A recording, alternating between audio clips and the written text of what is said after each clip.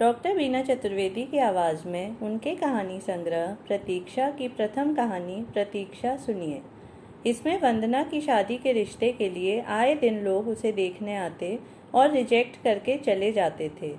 वंदना ने एक दिन कह दिया कि उसका लक्ष्य कैरियर बनाना है, शादी करना नहीं।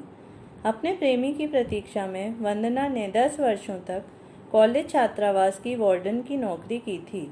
उसके प्रेमी के आ जाने पर उसकी प्रतीक्षा पूरी हो गई।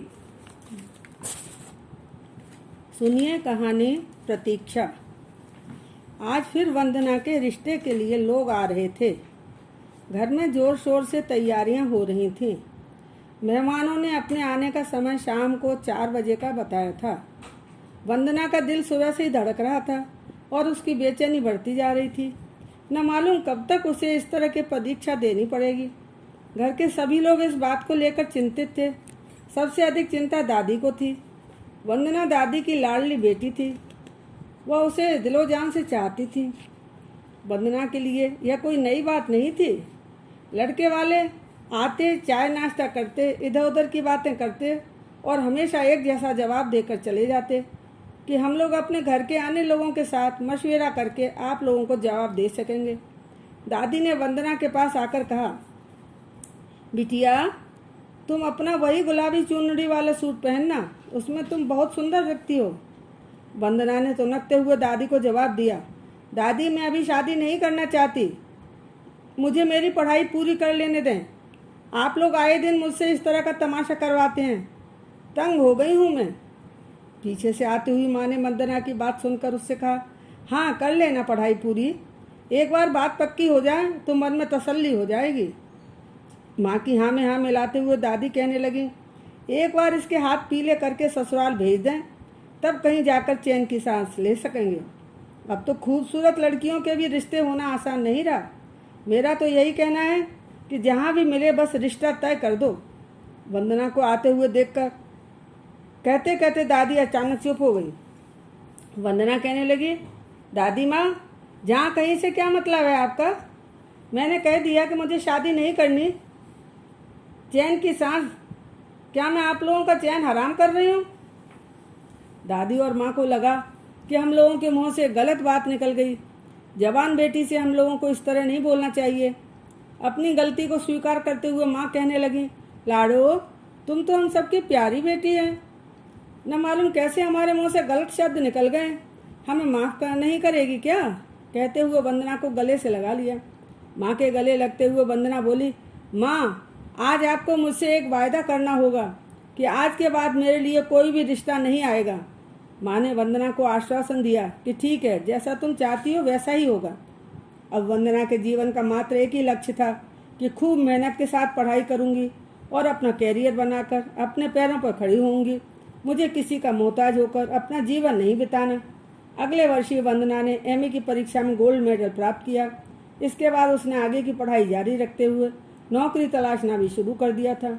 शीघ्र ही उसे गर्ल्स कॉलेज में हॉस्टल वार्डन की नौकरी मिल गई। वंदना बहुत खुश थी।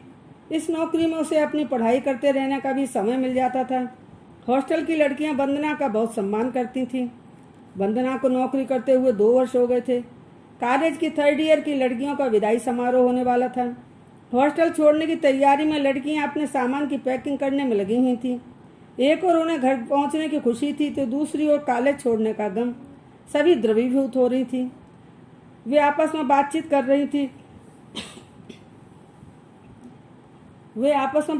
रही थी कि हम लोग वार्डन मैम को ता जिंदगी नहीं भुला सकेंगे। उनके व्यवहार ने हम लोगों का दिल जीत लिया है। वंदना मैम के व्यक्तित्व में न मालूम ऐसा कौन सा आकर्षण है कि हम सब उनकी फैन हो गई हैं।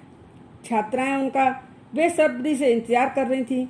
उसी समय सामने से आती हुई वंदना मैम को छात्राओं ने देखा। सब एक साथ उनकी ओर दौड़ पड़ी और उन्हें घेर कर खड़ी हो गई। किसी के मुंह से कोई शब्द नहीं निकल रहा था। सबका इस तरह से चुप रहना वंदना को बहुत अजीब लग रहा था। उस शांत माहौल को तोड़ते हुए वंदना ने छात्राओं से कहा कि आज हमारी उड़न परियां इतनी चुप क्यों हैं? हमारा साथ अब शीघ्र ही छूटने वाला है। मैंने कई बार न चाहते हुए भी समय समय पर आप लोगों को अप्रिय लगने वाले शब्द कहे होंगे, लेकिन मेरे दिल में हमेशा आप लोगों के लिए आशीर्वाद ही थे। मैं आप लोगों को सलाह देना चाहती हूँ कि कैरियर के प्रति सजग रहते हुए आप लोग अपनी शादी यथा समय ही कर लेना। अकेले रहने की गलती कतई नहीं करना। वार्डन मैम द्वारा दी गई इस अप्रत्याशित सलाह को सुनकर उनके अधिक मुंह लगी छात्रा सोनम उनसे पूछने लगी, मैम आप हम लोगों को समय पर विवाह कर लेने की सलाह दे रही हैं, फिर आपने अभी तक शादी क्यों नहीं की? वार्डन मैम वंदना सोनम के द्वारा पूछे गए इस प्रश्न को सुनकर अचंभे में पड़ गई। अच्छे खासे हंसी खुशी के माहौल में सन्नाटा छा गया। सभी छात्राएं मैडम का जवाब सुनने के लिए उत्सुक हो रही थी। वंदना ने मुस्कुराते हुए उन्हें जवाब दिया, यू नो वन लाइक्ड मी। सभी छात्राएं एक स्वर में चिल्लाने लगी, नहीं मैम, यह कभी नहीं हो ही नहीं सकता। आप तो अभी भी इतनी स्मार्ट हैं कि कोई भी आप पर मर मिटे। तभी एक छात्रा कहने लगी, मैम यू रिजेक्टेड मैनी। वंदना के पास कोई जवाब नहीं था। वह मुस्कुरा दी। फिर हॉस्टल का वातावरण बहुत ही मनोरंजक हो गया। उसी समय 12 बजे का घंटा बजा। तभी सब छात्राओं से गुड नाइट कहते हुए वार्डन मैम चली गईं। बहुत कोशिश करने के बाद भी वंदना को नींद नहीं आ रही थी। अनगिनत स्मृतियों का सैलाब हिलोर ले रहा था। उसे अनुभव हो रहा था कि छात्राओं को यथा समय विवाह करके अपनी गृहस्थी बसाने की सलाह देकर मानो वह अपनी कोई अतृप्त कामना पूरी कर लेना चाहती थी। विवाह कितना चाहत भरा शब्द होता है। विवाह वंदना ने भी करना चाहा था। इसके लिए उसने अपनी नुमाइश भी लगाई थी और उसके बाद प्रताड़ित भी हुई थी। लेकिन परिणाम क्या हुआ? वही ढाक के 3 पात। अचानक आलोक का आकर्षण व्यक्तित्व की उसकी आंखों में तैरने लगा। छोटी बुआ वंदना की हम उम्र थी। उनकी शादी दादी ने छोटी उम्र में ही कर दी थी। सरोज बुआ के साथ वंदना का रिश्ता बुआ से कहीं अधिक प्रिय सखी का था। गर्मी की छुट्टियां थी। बुआ के देवर आलोक सरोज बुआ को लेने आए थे। आलोक और वंदना पहली झलक में ही एक दूसरे के साथ प्रेम बंधन में बन गए थे। एक बार सरोज बुआ का परिवार वैष्णो देवी के दर्शन के लिए जा रहा था। बुआ का फोन आया कि भाभी आप वंदना को हम लोगों के साथ वैष्णो देवी के दर्शन करने के लिए भेज दीजिए। शायद माँ की कृपा हो जाए और वंदना का घर बस जाए। मैं अपने देवर आलोक को भेज रही हूँ, उसके साथ आप वंदना को भेज देना। सरोज का आग्रह मानकर आलोक को साथ वंदना को भेज दिया। रास्ते भर दोनों दुनिया भर की बातें करते रहे। इसी बीच दोनों एक दूसरे की ओर आकर्षित हो गए। एक दिन अपने दिल की बात वंदना ने अपनी बुआ से कही। सरोज बुआ ने वंदना को पूरा आश्वासन दिया कि वह अपनी ओर से भरसक प्रयास करेंगी। अड़चन वंदना के माता पिता की ओर से हो सकती थी। आलोक मिलिट्री में मेजर था। वंदना के पिता का कहना था कि आलोक की जोखिम भरी जिंदगी है। हर तरह से समझाने पर भी वंदना के माता पिता नहीं मान रहे थे। तब उन्हें बताया गया कि आलोक और वंदना एक दूसरे को दिलो जान से चाहते हैं। वंदना ने साफ शब्दों में कह दिया कि मैं आलोक से ही शादी करूंगी, वरना कुंवारी ही रहूंगी। आखिरकार दोनों का रिश्ता तय हो गया। शादी के कार्ड छप गए। आलोक और वंदना बहुत खुश थे। अवकाश के लिए आलोक का प्रार्थना पत्र भी स्वीकृत हो गया था। शादी की तैयारियां जोर शोर से चल रही थी। वंदना के जीवन में बसंत का पदार्पण होने वाला था। पल पल में वंदना के सौंदर्य में निखार हो रहा था। एक झटके के साथ सब कुछ शांत हो गया। अचानक पाकिस्तान ने हिंदुस्तान पर आक्रमण कर दिया। युद्ध की घोषणा होते ही मिलिट्री वालों की छुट्टियों को खारिज कर दिया गया। आलोक को आदेश मिला कि वह तुरंत ही मोर्चा संभाले। विवाह की तैयारियां धरी की धरी रह गईं। आलोक ड्यूटी पर चला गया। दुश्मन की सेना और विमान भयंकर रूप से आक्रमण कर रहे थे। आलोक के ऑफिस से एक दिन अचानक समाचार आया कि आलोक की हालत ठीक नहीं है। यह जानकर दोनों ही परिवार के लोग स्तब्ध रह गए। आलोक की माँ इस वज्रपात को सहन नहीं कर सकी। वह सुनते ही बेहोशी की हालत में पहुंच गई। इस असह्य घड़ी में आलोक के पिताजी वंदना को लेने आए। वह वंदना से कहने लगे, बेटी तुम्हारी सास अंतिम सांसें गिन रही हैं। तुम्हारा स्पर्श पाकर शायद उनकी चेतना लौट आए। वंदना को बहुत बड़ा आघात पहुंचा था। वह मौन रहकर सब सहन कर रही थी। वंदना की समझ में नहीं आ रहा था कि आलोक के बिना वह उस घर में कैसे जाए। उसकी आंखों से अविरल अश्रुधारा बह रही थी। उसके पास कुछ भी कहने के लिए शब्द नहीं थे। आलोक के पिताजी को अकेले ही वापस जाना पड़ा। इस घटना को घटित हुए काफी समय बीत गया, मगर आलोक के कोई समाचार नहीं मिल रहे थे। वंदना उन्माद की स्थिति में रहने लगी थी। सारा दिन कमरा बंद करके अकेली पड़ी रहती थी। कॉलेज से लगातार बुलाने के पत्र और तार आ रहे थे। वंदना स्वयं को संभालते हुए हॉस्टल जाने का विचार कर रही थी। गत 10 वर्षों से गर्ल्स छात्रावास का दायित्व वंदना के कंधों पर ही था। सब ठीक चल रहा था, मगर आलोक को भुला पाना उसके वश की बात नहीं थी। गर्मी की छुट्टियों में वह घर तो जाती, मगर समय से पहले ही लौट आती थी। इस बार कॉलेज खुले 1 महीना बीत गया, मगर अभी तक वंदना वापस नहीं गई। छात्राएं, सहकर्मी तथा प्रिंसिपल सभी चिंतित थे। पत्र और टेलीफोन, किसी से भी सही जवाब नहीं मिल पा रहा था। विवश होकर नई वार्डन की नियुक्ति करनी पड़ी। नई वार्डन के व्यवहार से सभी छात्राएं परेशान थीं। छात्राओं ने गुपचुप वंदना मैडम को फोन भी किए, मगर बस एक ही जवाब मिलता कि मेरा आना संभव नहीं है, और फोन काट देती। वंदना ने प्रिंसिपल से साफ शब्दों में कह दिया, मैं नहीं आ सकती, आप कृपया दूसरा प्रबंध कर लीजिए। इसी बीच वंदना ने एक महिला को भेजा और अपना सभी सामान मंगवा लिया। उसी ने बताया कि वंदना दीदी को आलोक बाबू मिल गए हैं। इस बात को सुनकर सब आश्चर्यचकित हो गए। वंदना के जीवन की यह कौन सी अबूझ कहानी थी जिसके विषय में वंदना ने कभी भी किसी को नहीं बताया था। एक लंबी प्रतीक्षा के बाद वंदना को उसका आलोक मिल तो गया, मगर अब वह पहले जैसा स्वस्थ, सुंदर और स्मार्ट नहीं था। वह पूरी तरह से टूट चुका था। उसके ऊपर विकलांग का लेबल लग चुका था। वंदना के साथ खड़े रहने की शक्ति उसमें नहीं रही थी। इसके बावजूद दोनों बहुत खुश थे।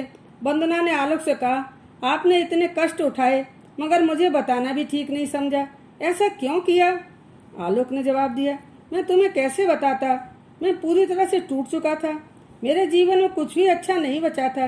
तुम्हारे मन में मुझे लेकर कितनी आकांक्षाएं और अभिलाषाएं थी। साथ रहने के कितने सपने देखे थे। मुझे इस हालत में देखकर पता नहीं तुम अपनाओगी भी या नहीं, यही सोचकर मैंने चुप्पी साध ली थी। वंदना कहने लगी, बस आपने मुझे इतना ही समझा?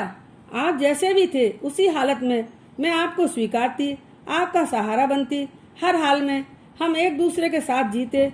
अब आप मुझे विस्तार से बताइए कि यह सब कैसे हुआ। कुछ समय शांत रहने के बाद एक लंबी सांस खींचते हुए आलोक ने कहा कि अपनी बीती हुई जिंदगी की कहानी जितनी भी मुझे याद है तुम्हें अवश्य सुनाऊंगा। युद्ध में पाकिस्तानी सैनिकों ने हमें सब ओर से घेर लिया था। दोनों ओर से अंधाधुंध गोलियां चल रही थी। मेरे शरीर में कितनी गोलियां लगी मुझे भी नहीं पता। दुश्मन मुझे मरा हुआ समझकर छोड़ गए। मुझे नहीं मालूम मैं कितने समय तक बेहोशी की हालत में पड़ा रहा।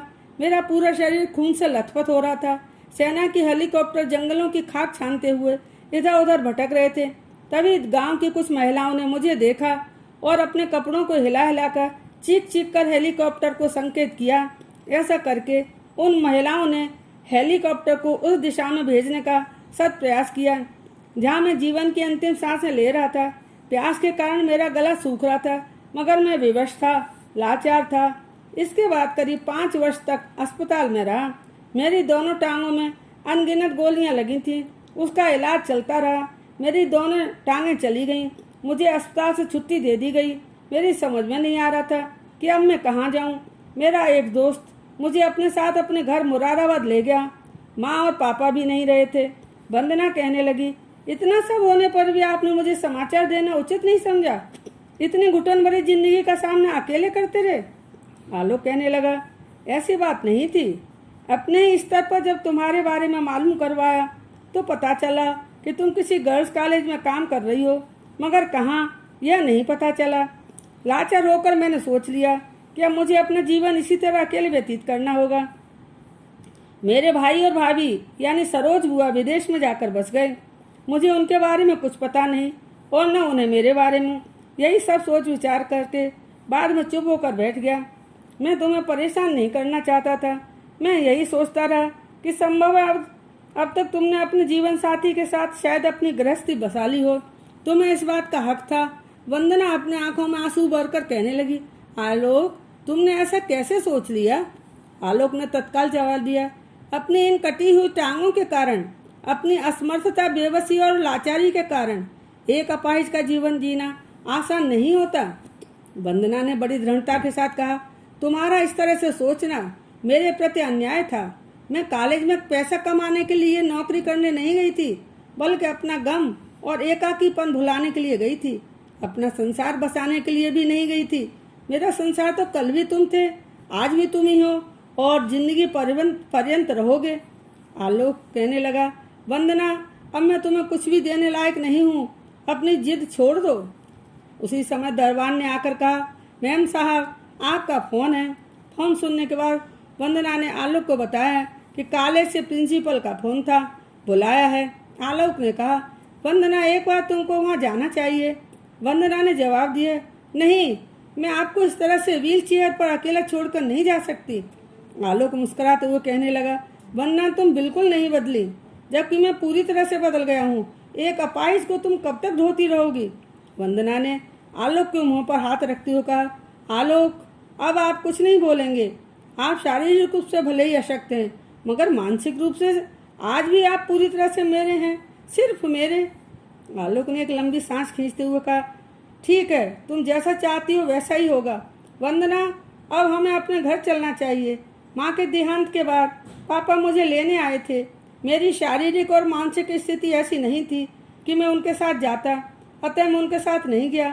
अब पापा भी नहीं रहे, हमारी पुरानी बाई ही हमारे घर की साज संभाल करती है। वह हमारे घर के सदस्य की तरह ही है। जब हम वहाँ पहुँचेंगे तब वह पूरे रीति रिवाज के साथ हमारा स्वागत करेगी। मैंने उसे फ़ोन करके अपने पहुँचने की सूचना दे दी है। वंदना ने हंसते हुए कहा, क्या बिना शादी के ही हम ससुराल रहने के लिए जा रहे हैं? हमारा स्वागत एक नवविवाहित जोड़े के रूप में ही होना चाहिए। आलोक ने बड़े इत्मीनान से कहा, आज शाम को ही हम दोनों मंदिर चलेंगे। पुजारी चाचा से मेरी दोस्त ने बात कर ली है, वही मंत्रोच्चारण के साथ हमारा विवाह संपन्न होगा। वंदना, हम लोग जो करने जा रहे हैं उसके विषय में एक बार पुनः तुम अच्छी तरह से विचार कर लो। यह जीवन भर का प्रश्न है। वंदना ने बहुत ही दृढ़ता से कहा, नारी मन की गहनता का आप अनुमान नहीं लगा सकते। भावुकता की बात है, मेरे रास्ते में खड़ी मत करो। बहुत खोने के बाद भी आज तुम्हें पाकर मैं बहुत खुश हूँ। इतना सुनते ही आलोक ने वंदना को गले से लगा लिया। वंदना कहने लगी, मैंने आपकी प्रतीक्षा में अपनी जिंदगी को दांव पर लगा दिया था। बहुत लंबी प्रतीक्षा करनी पड़ी, मगर मैंने आशा नहीं छोड़ी। भगवान की कृपा से अब आप मुझे मिल गए हैं। मैं हाथ जोड़कर भगवान को धन्यवाद देती हूँ। अब शीघ्र ही हमें अपने घर चलना चाहिए। डियर आलोक, मेरी प्रतीक्षा पूरी हो चुकी है।